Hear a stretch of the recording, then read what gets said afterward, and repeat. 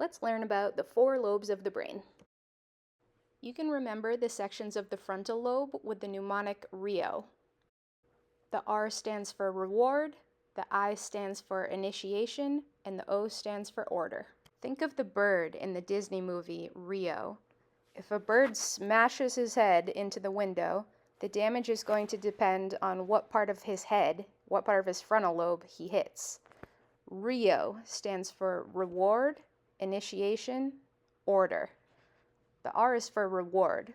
People or birds with damage to the ventromedial sector have problems processing reward and punishment.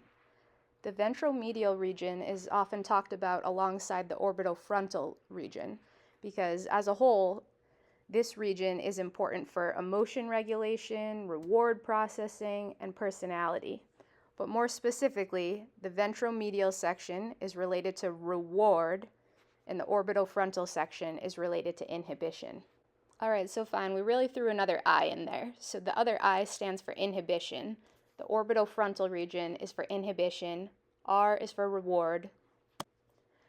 The I in Rio is for initiation.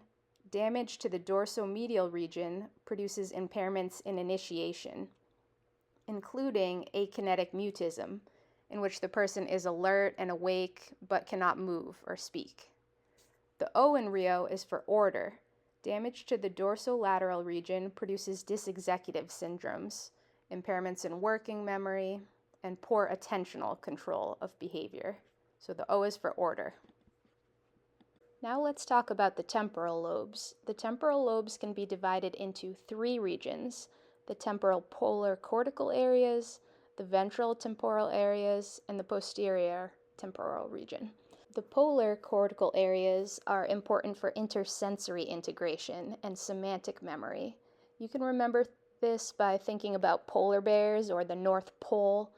Polar bears rely on intersensory integration because it's cold. The North Pole reminds us of the story of Santa Claus, but you wouldn't remember that without your semantic memory. So polar cortical areas. These are important for intersensory integration and semantic memory. The ventral temporal areas are important for object recognition and discrimination. Bilateral damage can produce object or face agnosia. The ventral part of the temporal lobe allows you to recognize objects like vents. No, those aren't just a bunch of random lines on the floor. Those are vents. No, those aren't just a bunch of random lines on your car. Those are vents. No, that isn't just a bunch of random facial features. That's your mom's face. The posterior temporal region contains the primary auditory areas and Wernicke's area in the language-dominant hemisphere.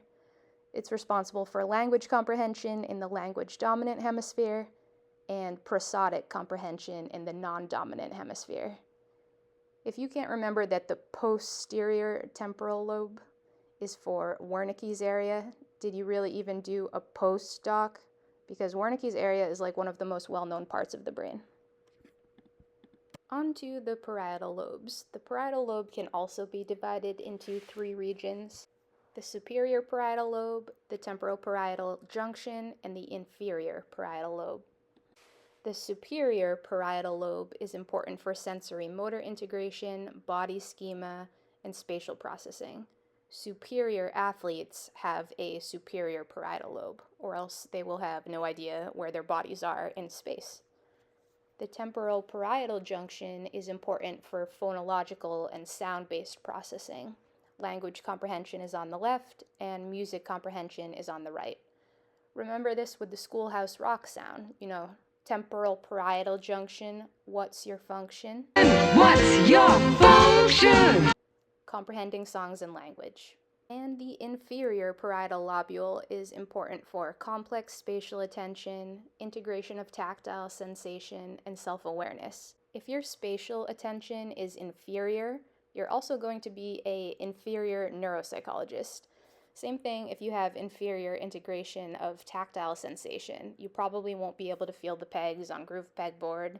And if you're not self-aware, you're going to be an inferior neuropsychologist.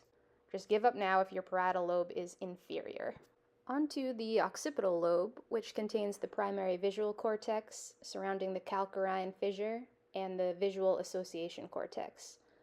There are two pathways. The ventral visual pathway, or the what pathway, is important for face recognition, item-based memory, and complex visual discrimination. The dorsal visual pathway, or the where pathway, is important for spatial vision and visual motor integration. I remember this because the dorsal pathway reminds me of a dorsal fin, and I'm like, where are those dolphins going? Are they going to practice their visual motor integration with the grooved pegboard? And then the ventral is the what pathway. What face is that? Do I recognize that face? What is that thing? Do I recognize that thing? Do I remember what that thing is? And there you have it, the 4 lobes of the brain, important for board certification in clinical neuropsychology.